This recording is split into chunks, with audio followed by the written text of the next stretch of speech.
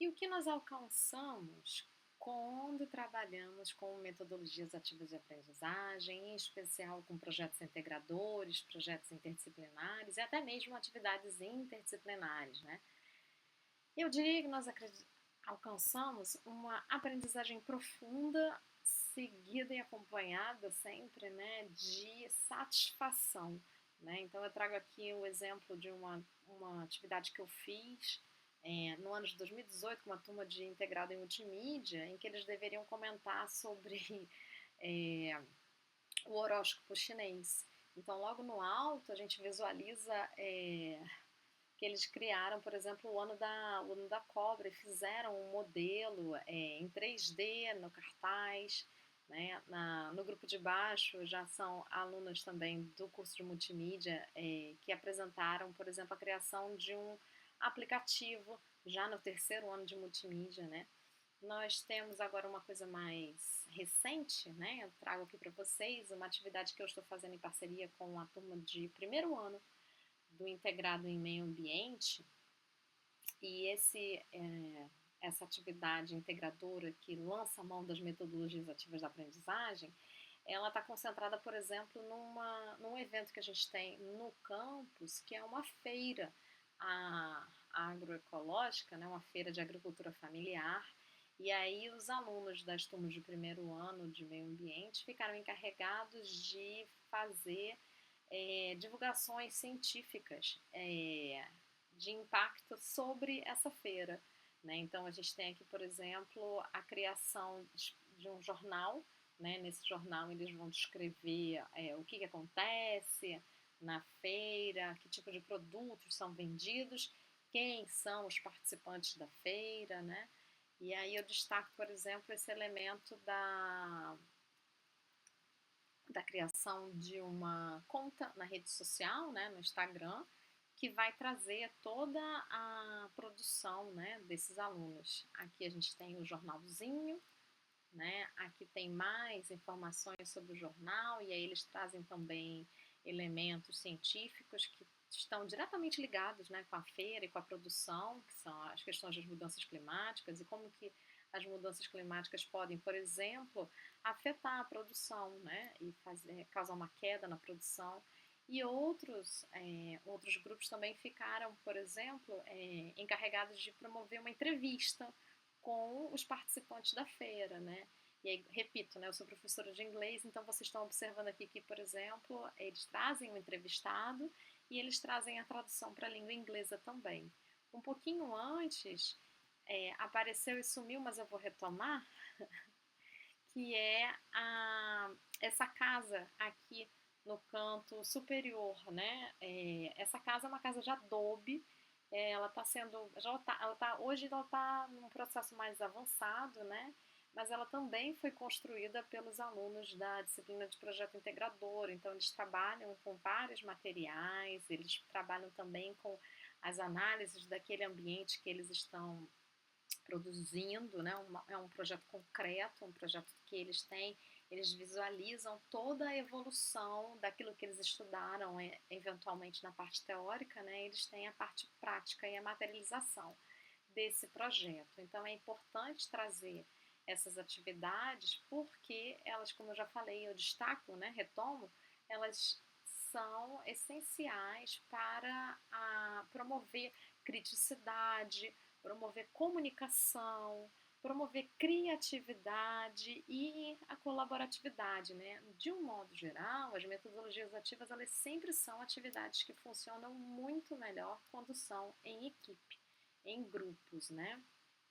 Trago também aqui algumas experiências realizadas com a turma de multimídia e com a turma de licenciatura, né? A gente trabalhou com a abordagem baseada em projetos e problemas, e eu já destaquei anteriormente, né, a gente trabalha com metodologias que, a exemplo desse quadro que a gente tem aqui, que é um quadro Kanban, em que os alunos podem fazer o acompanhamento do projeto. Então, a gente tem as colunas a fazer, fazendo, revisão e feito. E os próprios alunos destacaram a importância desse quadro para acompanhar como um projeto ele é processual, como às vezes as fases avançam rapidamente, mas outras fases elas são um pouco mais lentas. E isso não é negativo, de modo algum. Isso é extremamente positivo para uma aprendizagem e também para o processo de formação profissional desse aluno, que quando sair do Instituto Federal, muito provavelmente vai para o mercado de trabalho, né? Eu destaco aí também a possibilidade de criação de materiais autorais, né? Os meus alunos da licenciatura em Biologia criaram, por exemplo, esse quebra-cabeça do corpo humano, né, em que os alunos deveriam encaixar as peças, onde elas são mais ajustadas, mais adequadas, e esse modelo tátil, logo abaixo, que foi criado pensando em um aluno que temos com baixa visão. Então, os alunos desenvolveram esse modelo tátil exatamente para o aluno poder ter uma aprendizagem, inclusive, muito mais significativa, certo? E essa formação, ela não fica somente na criação, né? Então, a gente percebe que os alunos estão sempre elaborando os materiais, mas eles levam para a sala de aula também para fazer o compartilhamento dessas informações. A informação que é retida, né, em você, ela não tem impacto. A informação tem impacto sempre quando ela alcança novos horizontes, quando ela alcança novos espaços, quando ela alcança novos agentes, outros agentes que vão também compartilhar essa informação, né? Essa é a riqueza da informação, é ser compartilhada sempre, né? Porém, trabalhar com metodologias ativas não é fácil, né? Então, é sempre interessante refletir sobre o que a gente enfrenta nesse percurso de metodologias ativas e o que a gente necessita até hoje, né? Eu venho trabalhando com metodologias ativas há muitos anos, desde o meu primeiro emprego como professora de inglês numa escola de língua, né? A gente já tinha um processo de ensino-aprendizagem muito mais centrado no aluno, né? E isso não foi diferente quando eu migrei para o Instituto Federal da Paraíba, né? Mas não são todos os professores que desejam trabalhar, porque como eu já relatei para vocês, é, demanda tempo, demanda integração e demanda colaboração daqueles que vão participar do processo, né? E hoje em dia tempo é precioso, tempo é uma riqueza, né? Em especial na vida do professor, né? Já que o professor tem 500 jornadas diárias, né? A jornada profissional, a jornada familiar, a jornada pessoal, né? Então, você articular, né, um momento livre dos professores que vão executar uma atividade integradora, uma atividade com metodologia ativa, é muito difícil. Embora tenhamos ferramentas como videoconferências, né, planejamento colaborativo utilizando ferramentas digitais como Trello, Word, Docs, Excel, né, e etc. Mas às vezes existe um momento que precisamos todos estar juntos para pensar e refletir sobre as atividades, né? Então esse planejamento integrado, colaborativo, ele demanda tempo. Porém, uma vez realizado, quando for feito na segunda vez, ele sai com muita maior facilidade. Inclusive, os processos de reflexão são muito mais interessantes, porque vamos, de um modo geral, fazer e promover alterações, né? Uma outra dificuldade, né, eu estou vendo de baixo para cima, são as dificuldades estruturais de realizar atividades com metodologias ativas de aprendizagem, né? Elas, de um modo geral, a gente não quer realizar mais uma atividade que seja num espaço de cadeiras seguidos, cadeiras atrás de cadeiras, né? Nós queremos novos espaços e novos ambientes de ensino-aprendizagem, né? Eu mesmo gosto muito de levar meus alunos para um ambiente externo do meu campus, ficar embaixo de uma árvore, esticar as pernas. A gente já passa tanto tempo sentado, né? Mas isso às vezes não é possível em vários locais, em várias escolas do Brasil, né? Então essas dificuldades estruturais, elas também às vezes são, perdão, empecilhos, né? Uma necessidade sempre de trabalhar com metodologia ativa é ter essa troca de informação, ter essa troca de experiência, né? Promover a colaboratividade e a comunicação mesmo, né? Por quê? Porque enquanto docente ou discente que lança a mão, né, das metodologias ativas, nós somos agentes de mudança e estamos constantemente, né, promovendo essa formação continuada. Nós estamos sempre trazendo um amigo, um colega que viu uma atividade interessante, que compartilhou conosco e que deseja aplicar aquela atividade, né, tá, com uma turma ou com um colega. Então, a gente está sempre trocando essas figurinhas, né? E aí, como a gente já também discutiu anteriormente, né, as metodologias não são novas, mas a gente ainda tem esse movimento de resistência, né? Porque tudo aquilo que é novo sempre, né, de alguma forma ou de outra, causa esse estranhamento, né?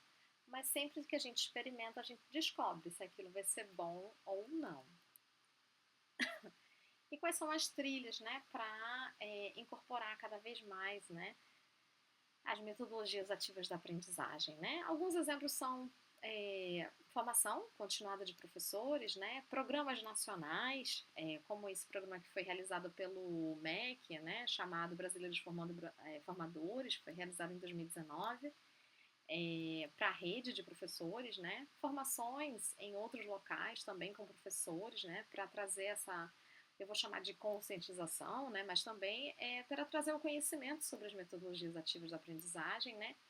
E atividades interdisciplinares. Às vezes você não tem uma disciplina curricularizada, como é o meu caso, né? Mas eu também posso fazer outras atividades, né? Aqui eu realizei uma atividade entre língua inglesa, gênero e diversidade, em que os alunos escolheram, por exemplo, músicas que falavam sobre diversidade e criaram uma playlist. Fizeram uma ficha técnica, né? Esses quadradinhos que vocês estão vendo aí, e criaram essa playlist sobre essa música e que aspecto da diversidade ele está sendo enfatizado, né? Um outro elemento também foi, agora, bem recente, na Semana da Consciência Negra, os alunos criaram haikais, né? Pequenos poemas japoneses que tratassem da temática, né? Eu, infelizmente, não sei por que ficou virado, mas a ideia é exatamente, eles deveriam ilustrar e criar o poema. E uma outra atividade que temos agora recentemente também são editais de fomento como esse do Microlab, que é um projeto que a gente está rodando agora, que traz alunos do integrado em meio ambiente, alunos da licenciatura em ciências biológicas, alunos do curso de design, todos os três de Cabedelo, né? 3 cursos de Cabedelo, mas também uma orientanda minha do mestrado profissional, né? Que teve a ideia. Então, nesse momento, eu gostaria de agradecer, né, esse momento com vocês. Deixo aqui meus contatos, meu e-mail, né? E qualquer dúvida, deem uma luzinha. Obrigada, viu? Tchau, tchau.